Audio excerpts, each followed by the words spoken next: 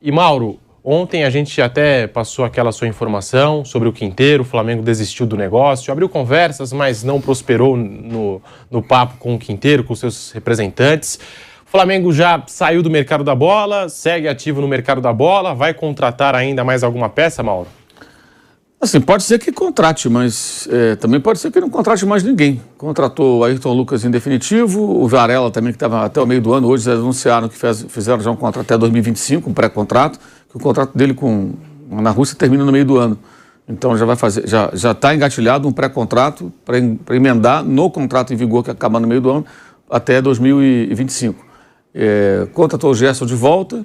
Agora já acertou com o Rossi, que aí depende agora de uma eventual mudança de posição do Boca para que ele seja liberado antes, mas no máximo, na pior das hipóteses, ele vem no meio do ano para o Brasil. E o Quinteiro foi uma questão de relação custo-benefício. Era um jogador aí de 700 e poucos mil por mês. Para ser reserva, né? Certamente seria reserva. Ele poderia até ganhar a posição, nunca se sabe, né? Mas a priori seria reserva. E o Flamengo já tem um reserva caro, que é o Vidal, por exemplo. O Gerson é um jogador que deve empurrar alguém para a reserva se ele realmente ganhar a posição. Claro que a ideia é ter um elenco bem completo e com reservas bem próximas dos titulares. Mas chegaram à conclusão que seria muito caro. Essa foi a informação que eu apurei. A relação custo-benefício não era boa, mais ou menos isso. Mas eu acho também que existem algumas dúvidas com relação ao jogador pelo histórico de lesões, questões de peso também, que ele já teve problema de peso e tal. Eu acho que eles juntaram tudo num caldeirão e acharam que não. Mas vamos imaginar que o jogador não tenha nenhuma proposta. Ele tem proposta, tem mercado, mas não tem nenhuma proposta que o agrade. E amanhã o agente dele procura e vem com uma outra pedida. Nada impede que eles voltem a negociar. Se chegar com uma outra, digamos, pretensão, de repente eles voltam a falar, mas no momento está parado. E tem muita especulação, né? E tem aquelas coisas ridículas, além do Monitora, que é patético, né?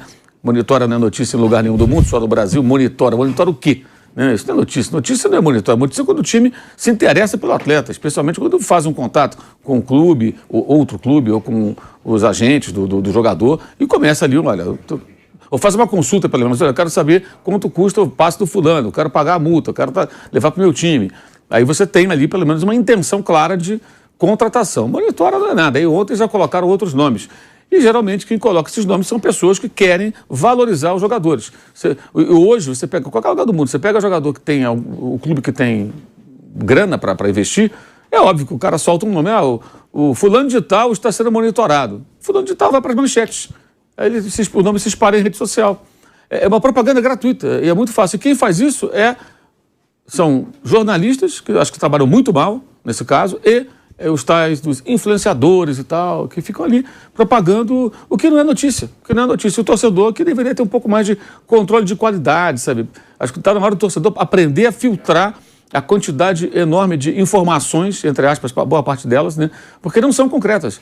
E se o cara fizer pegar um caderninho e anotar a quantidade de nomes especulados, ele daqui a uns 6 meses ele olhar e falar, meu Deus do céu, olha só, fulano no Palmeiras, Beltrano no Corinthians. E às vezes o próprio clube lança isso para... Conselheiros adoravam fazer isso. E às vezes o próprio clube faz isso também para fazer cortina de fumaça. Cristiano Ronaldo, né? Exatamente. Você solta uma dessa, aí você não discute os problemas do clube. Exatamente. E no caso do Corinthians tem um detalhe, você vê essa negociação no mínimo controversa do Yuri Alberto, e é enorme cortina de fumaça. Felipe Coutinho, Cristiano Ronaldo, arquibancadas extras no estádio de Itaquera. Então fica falando dessa coisa toda, aí de repente surge o Yuri Alberto, que é um ótimo jogador. Mas a maneira como a negociação foi feita é no mínimo discutível, no mínimo. Mas assim, qual o raciocínio ali que me parece? Quem vai me dar retorno imediato? Esse jogador, ele vai fazer gols, eu vou ganhar jogos com ele. Os outros são muito pro futuro e tudo. Aí não é problema meu, é problema de quem vai estar aqui amanhã, mesmo que seja do meu grupo político. É como você trabalha no Brasil, trabalha, né? A diretoria de muitos clubes, né? O Vampeta que tem o crachá de monitorador. Um dia eu vou trazer, tá lá. Um dia eu vou botar tem notícia aqui, todo dia. Você vai ver, mano, eu vou vir com ele, Amanhã eu vou com ele, sexta-feira. Sextou, amanhã eu vou trazer. Vampeta tá lá no Ninho, liga a TV para assistir um jogo do Campeonato Turco. Vampeta monitora o William Arão. Eu tava vendo agora o Galatasaray e falei, mas você monitorou o William Arão, o Icardi, Gustavo Henrique, vários jogadores. E você não sabe, para fechar o caixão, eu vi Botafogo da Paraíba e Santa Cruz. Tava monitorando também. Para ver quem ia para a Copa do Nordeste. Tudo isso com o Ninho culpado. Não, vendo o jogo. Tá vendo, mano? Ó, a gente tem uns momentos pra tudo. É isso aí. 2023 já começou com muito amor. Muito jogo. Muito logo. Copa São Paulo, muito jogo, muito jogo. A gente sabe que tem time, Mauro César, que muitas vezes prioriza as Copas por conta da premiação e tal.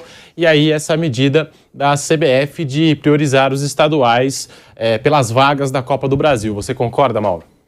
Eu acho que, assim, os estaduais eles precisam ser reduzidos, não vão acontecer nunca. Também acho que muitas vezes, até a questão dos clubes do interior. Aí tem o clube do interior que leva o jogo para outro lugar. Aí o time grande não vai jogar no interior.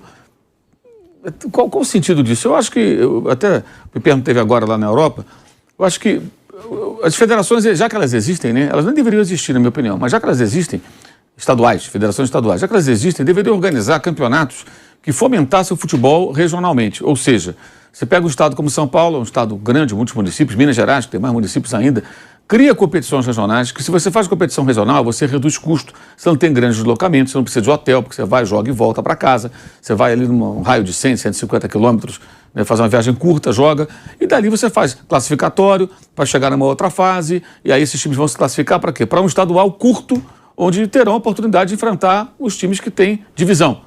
Time da primeira divisão, segunda, terceira, quarta divisões. Porque a maioria não tem divisão nenhuma, a maioria está fora. Sim. Não participa nem da quarta divisão. E aí você dá calendário ao longo do ano.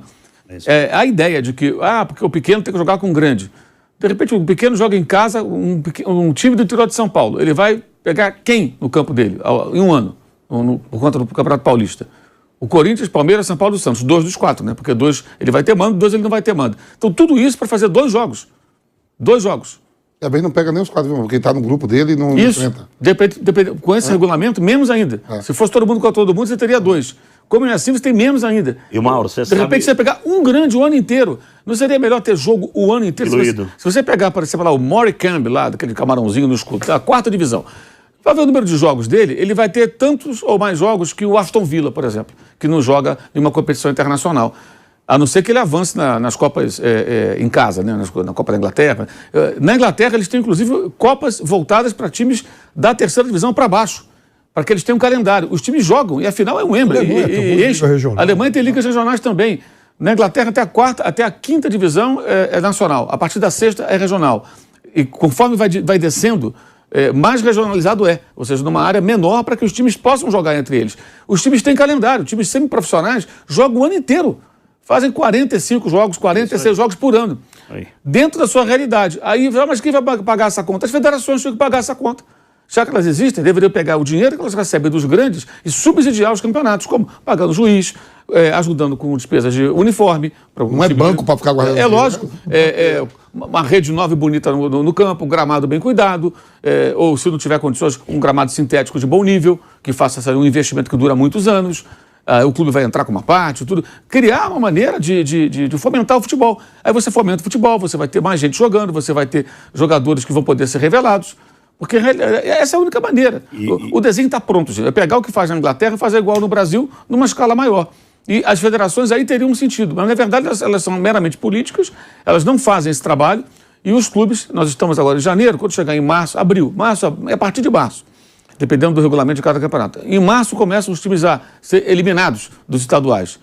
E muitos desativam seus departamentos de futebol. Com isso, você tem ali 20 e tantos atletas desempregados, toda a comissão técnica, os funcionários, o roupeiro, o massageiro, não tem mais nada. O campo fica largado, de repente apodrecendo lá, se não tiver ninguém para jogar, não tiver divisão de base, não tiver muito pouco, virando capim, né? A grama fica lá largada, não tem quem cuide, tem dinheiro. E o clube fica ali parado ali, vai ter o quê? Uma quadra de terrão ali para alugar, um campinho de society que aluga para o cara bater uma pelada no final de semana. Se tiver uma piscina, alguém vai lá dar um mergulho na piscina, se não tiver, não tem nada, acabou. E assim vai. Aí chega em outubro, novembro, aí começa a reativar tudo de novo. Vai buscar um caraminguá aqui, outro ali. Tem que ter calendário o ano inteiro. Uma vez eu fui lá em Brasília, me convidaram para ir numa audiência pública no Senado para falar sobre isso. Foi um representante da CBF, algumas pessoas e tudo. Eu fiz uma apresentação exatamente em cima disso. Mostrei como é que é a pirâmide do futebol inglês. Falei, por que não faz igual? Mas a Inglaterra é menor. Mas nós temos federações do Brasil inteiro. Então, cada federação é uma Inglaterra, dependendo do tamanho do estado. E você vai fazer vários campeonatos. Gente, geraria muito emprego. E essa é a manchete que não sai nos jornais. que é futebol desemprega 12, 13, 14 mil pessoas no período de 30, 40 dias, que é o que acontece ao final dos estaduais. Desemprega mesmo. Paulo, quando você fez essa apresentação, os caras, os senadores, ninguém... Não, as pessoas acharam interessante. Na época, eu me lembro até que o Suplicy era senador, e ele foi antes da Copa de 14. E ele fez alguns comentários e tudo, um ou outro falou, mas não aconteceu nada. Por quê? Porque a CBF não quis fazer, ninguém leva adiante. As federações não estão interessadas, tinha gente de algumas federações também. Quer dizer, era um debate, era uma troca de ideias. E ficou por isso mesmo, vai ficar sempre por isso mesmo. Mas se você pegar essa manchete hipotética aí dos jornais, né? Futebol desemprega 14, 15 mil pessoas no período de pouco mais de um mês, e levar isso para a indústria automobilística. Imagina, montadoras demitem 14 mil pessoas. Isso é manchete no New York Times. Pô, no Brasil mandaram 15 mil pessoas embora. Por quê? Porque fecharam uma fábrica, porque o carro não está vendendo, porque os impostos, sei lá o quê. O futebol faz isso todo ano, gente. E o Bom Sucesso Futebol Clube foi que levantou esse número lá atrás. E apresentou esse número, e isso foi divulgado amplamente, fizeram lá uma cartilha com reivindicações, e a principal delas era essa, calendário o ano inteiro. Isso nunca foi tratado. Nunca foi tratado. Então o estadual, ele precisava ser uma coisa curtinha, porque ele não vai salvar clube do interior nenhum. O clube tem que jogar direto. Então os clubes da região de Sorocaba, os menores, o clube que chega num patamar X, ele vai jogar com os maiores. Vai chegar na 4ª divisão, 3ª divisão, 2ª divisão, dependendo. Mas você vai ter times ali da região, você vai ter times de cidades próximas que vão jogar sábado, domingo, e times até semi-profissionais, como era na Inglaterra. Tem caras que tem... Mas não daria para esticar o estadual, Mauro? Se o Campeonato Paulista você estica, tirando os grandes clubes, e você coloca só numa reta final, próximo ao final do ano. E eles têm um jogo durante todo o ano, quase. Então, o que eu acho é o seguinte, você pode pegar os times de uma escala logo abaixo dos grandes, que não tem divisão, não está na Série A, B, C, nem AD, e dá a eles esse calendário. Mas abaixo deles tem uma série de clubes menores que tem que ter calendário também.